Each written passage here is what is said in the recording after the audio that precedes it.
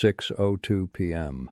Paul Castellano's Lincoln pulled up to Sparks Steakhouse. FBI surveillance van 847 was parked across the street. Agent Williams had his camera ready. What happened in the next 4 minutes would change the American Mafia forever, and the FBI had known it was coming for 3 weeks. The black Lincoln Town car moved through Manhattan traffic like any other executive vehicle on December 16, 1985. Inside sat Paul Castellano, 70 years old, head of the most powerful crime family in America. He wore a charcoal overcoat, carried a leather briefcase, looked like any businessman heading to dinner. His bodyguard, Thomas Bellotti, drove with the practiced alertness of a man who understood that power made targets of everyone. What neither man knew was that 3 FBI surveillance teams had been tracking their movements since 4:30 p.m. What they also didn't know was that the federal agents weren't planning to intervene in what was about to happen. They were planning to document it. Agent Robert Williams adjusted his telephoto lens from van 847.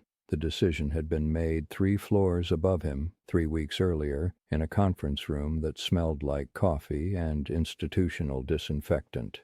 The Bureau had a choice: prevent a Mafia assassination or use it to dismantle the entire Gambino organization. They chose documentation over intervention. To understand why the FBI let Paul Castellano die, you have to understand what New York looked like in 1985. The city was emerging from near bankruptcy, but the infrastructure of legitimate power remained fragile. Union corruption controlled construction. Political machines operated through networks of favors and intimidation. And at the center of this ecosystem sat 5 crime families who functioned as informal governments for entire neighborhoods. The Gambino family wasn't just another criminal organization. With over 300 made members and thousands of associates, it generated more revenue than most Fortune 500 companies. They controlled shipping, construction, waste management, and labor unions across the metropolitan area. Paul Castellano had built this empire not through violence, but through patient institutional infiltration. But Castellano had made a fundamental error in judgment. He'd confused economic power with personal authority, and by 1985, a significant faction within his own organization had concluded that their boss was no longer fit to lead. The rebellion began 6 months earlier, in June 1985, when Castellano was indicted on federal racketeering charges.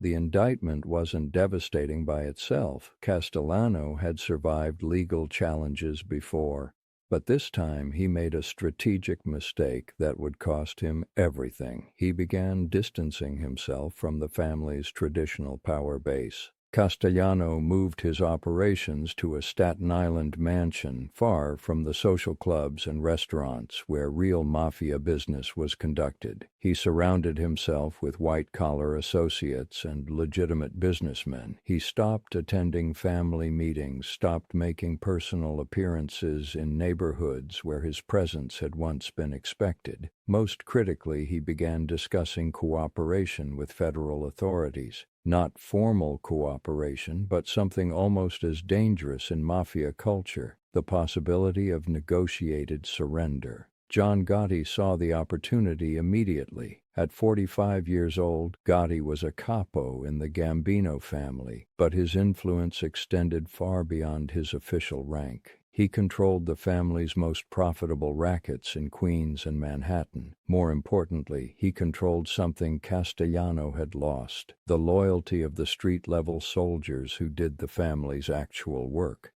Gotti understood that modern organized crime required a different kind of leadership than Castellano offered.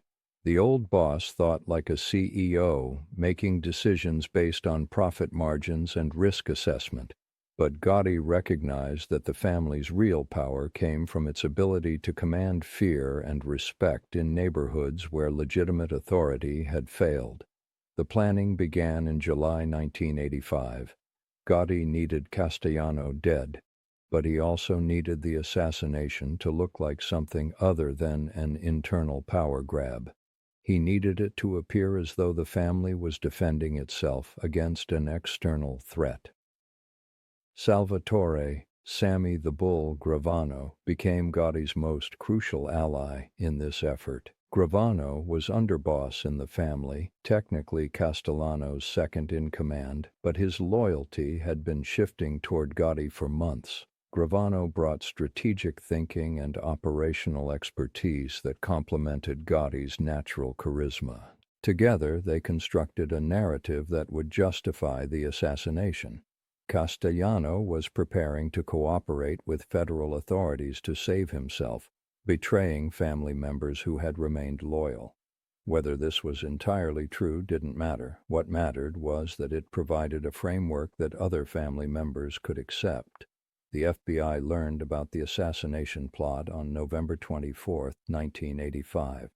The information came from a wiretap on Gotti's social club in Queens.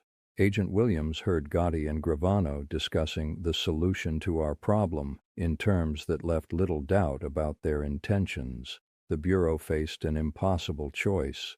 Intervening to save Castellano would reveal the extent of their surveillance capabilities, potentially destroying years of investigative work. It would also save a man who was himself responsible for multiple murders and decades of criminal activity. But allowing the assassination to proceed would eliminate the head of the Gambino family and potentially create chaos that could be exploited to bring down the entire organization. From an institutional perspective, the choice was obvious. On December 12th, 4 days before the assassination, FBI Director William Webster made the decision personally. The Bureau would monitor but not prevent Castellano's murder. Surveillance teams would document everything, providing evidence that could be used to prosecute whoever emerged as the new leader.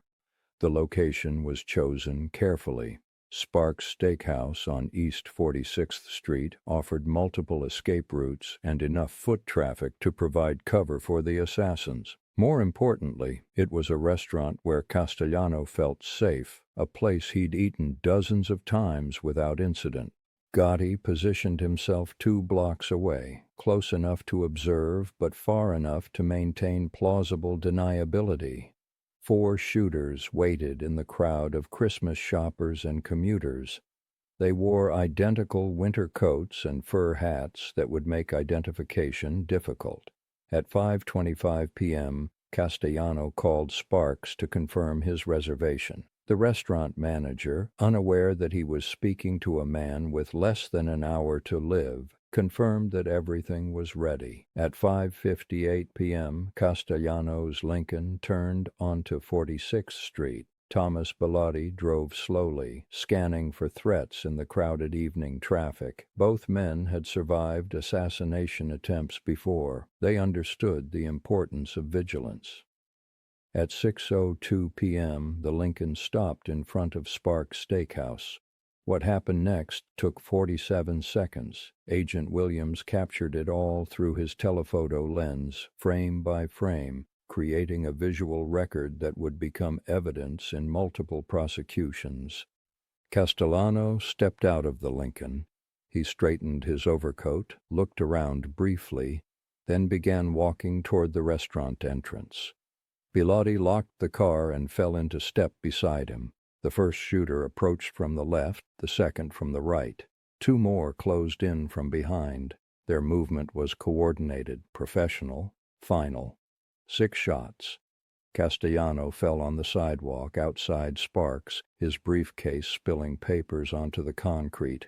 Bellotti died next to the Lincoln, reaching for a gun he never managed to draw. The shooters disappeared into the crowd of pedestrians within seconds.